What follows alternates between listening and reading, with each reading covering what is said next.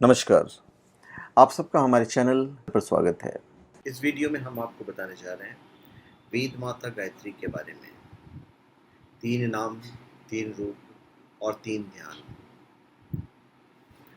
गायत्री यद्यपि एक वेद का छंद है, लेकिन इनकी एक देवी के रूप में मान्यता है। वेद माता गायत्री मंत्र के केवल 24 अक्षर हैं, पर थोड़े में ही अनंत ज्ञान का समुद्र भरा पड़ा है। देवी गायत्री को सनातन संस्कृति के धर्मशास्त्रों में बहुत महत्व दिया गया है। शास्त्रोक्त मान्यता है कि गायत्री मंत्र को समझने मात्र से चारों वेदों के ज्ञान की प्राप्ति हो जाती है। देवी गायत्री की आराधना से सभी मनोकामनाओं की पूर्ति होती है और मोक्ष की प्राप्ति होती है।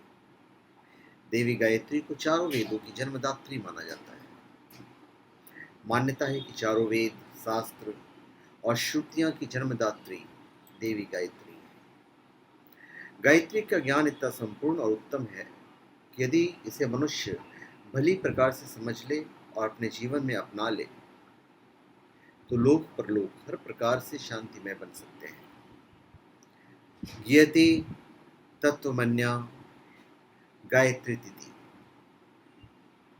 जिससे तत्व जाना जाए, जिस विवेक बुद्धि से असलियत को जाना जा सके, वही गायत्री है। तो गायत्री उस बुद्धि का नाम है जो सतुगुनी दैवी तत्वों से परिपूर्ण होती है और जिसकी प्रेरणा से मनुष्य का मस्तिष्क और शरीर ऐसे मार्ग पर होता है जिस पर चलते चलते पग पग पर कल्याण के दर्शन होते हैं, आनंद का संचार होता है। ईश्वरीय शक्तियाँ जब भिन्न भिन्न स्थितियों में होती है तब भिन्न भिन्न नामों से पुकारी जाती है। तो गायत्री को 3 नामों से पुकारा जाता है: आरंभ, तरुणाई और परिपक्वता। इन 3 भेदों के कारण एक ही गायत्री शक्ति के नाम के 3 नाम रखे गए हैं: आरंभिक अवस्था में गायत्री, मध्य अवस्था में सावित्री और अंत अवस्था में सरस्वती। तो सूर्य की आभा प्रातःकाल अरुण, मध्याह्न में शुभ्र और संध्या में धुंधली हो जाती है। उसी प्रकार गायत्री की आभा अरुण, सावित्री की श्वेत और सरस्वती की कृष्ण वर्ण धुंधली है। तो प्रातः काल में ब्रह्म रूपा गायत्री, मध्याह्न काल में विष्णु रूपा गायत्री और सायंकाल में शिव रूपा गायत्री। तो हम प्रातः काल ब्रह्म रूपा गायत्री की बात करते हैं, जिन्हें आप समझ लीजिए ध्यान और स्वरूप।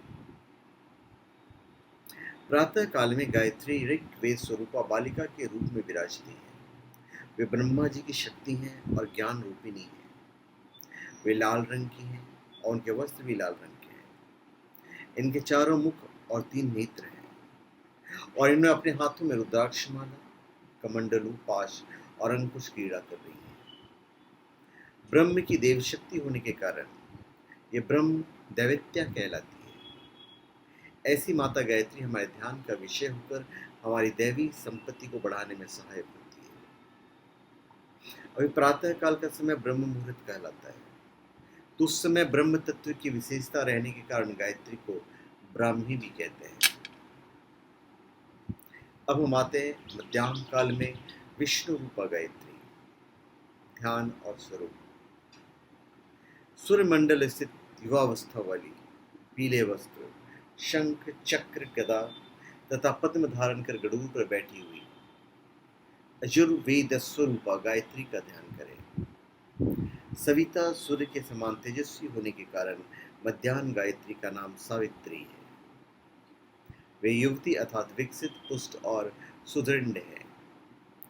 परिपुष्ट होकर अपनी पूर्णावस्था के तेज से झिलमिलाते हुए गायत्री श्वेत वर्ण और पीले वस्त्र धारण करती है और विष्णु की दिव्य शक्ति होने के कारण वे विष्णु दैवत्या कहलाती है। मध्याह्न गायत्री का श्वेत वर्ण दर्शाता है कि वे प्रकाशवती और आलोकमय है। मध्याह्न गायत्री के हाथ में 4 पदार्थ हैं: शंख, चक्र, गदा और पद्म। शंख अर्थात वाणी, चक्र अर्थात तेज, गदा अर्थात विनाश और पद्म अर्थात वैभव। इन चारों पर इनका आधिपत्य है।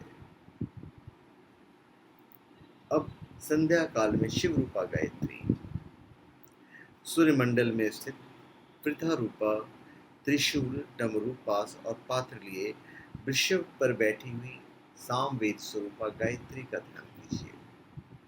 संध्या काल की गायत्री सरस्वती के नाम से जानी जाती है। सरस्वती अर्थात सरसता वाली, संगीत, कला, कवित्व और अन्य रसों की निर्झरिणी। सरस्वती वीणा के तारों को झंकृत करती हैं, अर्थात अंतःकरण में विवेक जागृत करती है। वृदा का अर्थ है परिपक्व, विकास की चरम सीमा तक पहुंची हुई। संध्या काल गायत्री में ब्रह्म और प्रकृति का मिश्रण होने से वह कृष्ण वर्ण और कृष्ण वस्त्र वाली है। वे वृषभ पर आरूढ़ हैं और वृषभ धर्म का प्रतीक है, अतः सावित्री धर्म पर आरूढ़ है। त्रिशूल कहते हैं कि 3 दुख, अज्ञान, अभाव और आसक्ति, ये तीनों सायकालीन गायत्री की मुट्ठी में हैं, अर्थात उन पर उनका नियंत्रण है। डमरू ध्वनि अर्थात वाणी का प्रतीक है। सामवेद अर्थात गायन, ये साधक की वाणी और कवित्व की शक्ति को प्रभावित करती है और ये रुद्रदेव की शक्ति है, इसलिए उग्रदेव शक्तियों वाली है। तो धन्यवाद, आप सबका हमारे चैनल पे स्वागत है। आप हमारे चैनल पे सब्सक्राइब करें और अपने कमेंट दीजिए। धन्यवाद।